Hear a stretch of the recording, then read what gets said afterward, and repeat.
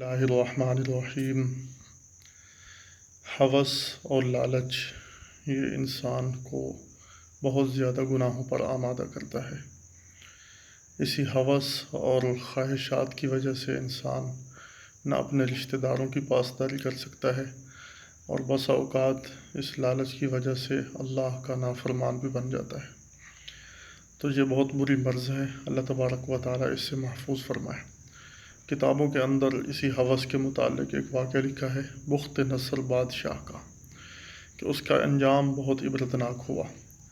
یہ بخت نصر سیدنا زکریا، سیدنا یحییٰ علیہم السلام کے زمانے کا تھا، اور یہ ان دونوں کا اتباع کرنے والا تھا، دونوں کا تابعدار تھا۔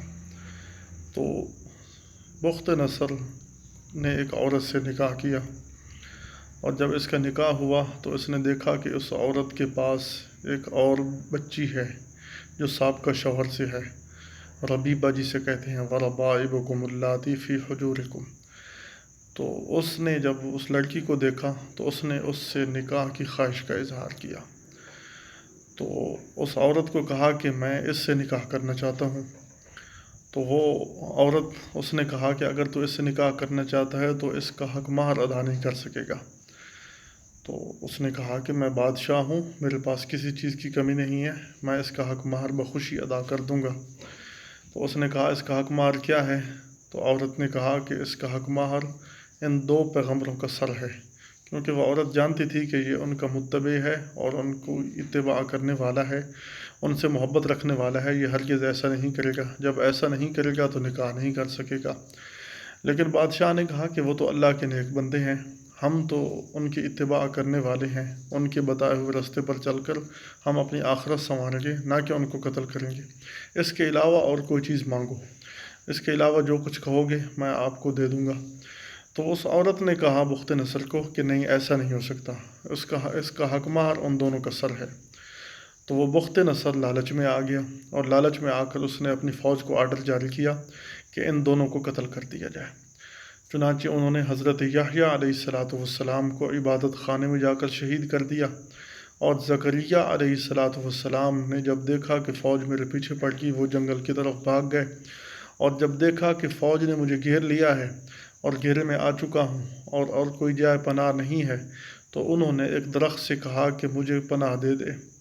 تو درخت نے اپنا دامن کھولا اور زکریا علیہ السلام اس میں داخل ہو گئے، اور ان کے قمیص کا دامن تھوڑا سا باہر رہ گیا۔ اب فوج دیکھ رہی ہے وہ کہاں گئے۔ ادھر شیطان مردود اس نے آ کر بتلایا کہ اس درخت کے اندر ہے، اور یہ دیکھو یہ اس کا قمیص پھنسا ہوا ہے۔ اب وہ بڑے پریشان کہ اس درخت سے کیسے نکالیں۔ تو بخت نصر کو اطلاع دی، بخت نصر نے کہا کہ اس کو آرے سے چیر ڈالو۔ تو آرے سے چیرنے لگے، جب ان کا آرا زکریا علیہ السلام کی گردن پر پہنچا تو اب اللہ تبارک و تعالیٰ نے فرمایا کہ اے زکریا، تو نے اس درخت سے پناہ مانگی، میرے غیر سے پناہ مانگی، اور اگر تو مجھ سے پناہ مانگتا تو میں ضرور تجھے پناہ عطا کرتا، لیکن اب اف بھی نہیں کرنی، اگر تو اف کرے گا تو میں تجھ سے یہ عہدہ سلب کر لوں گا، اور اب برداشت کر کیونکہ تو نے میرے غیر سے پناہ مانگی ہے۔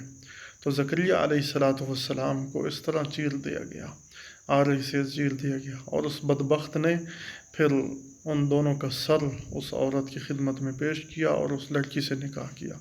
تو ہوس انسان کو بہت بڑے جرائم پر مجبور کر دیتی ہے۔ ہوس کی وجہ سے بھائی کا نہیں رہتا، رشتہ داروں کا نہیں رہتا، اعزاء و اقارب کا نہیں رہتا، اور اس ہوس اور لالچ کی وجہ سے بس اوقات اپنا دین بھی انسان ضائع کر بیٹھتا ہے۔ اللہ تبارک و تعالیٰ اس نحوست سے ہم سب کی حفاظت فرمائے۔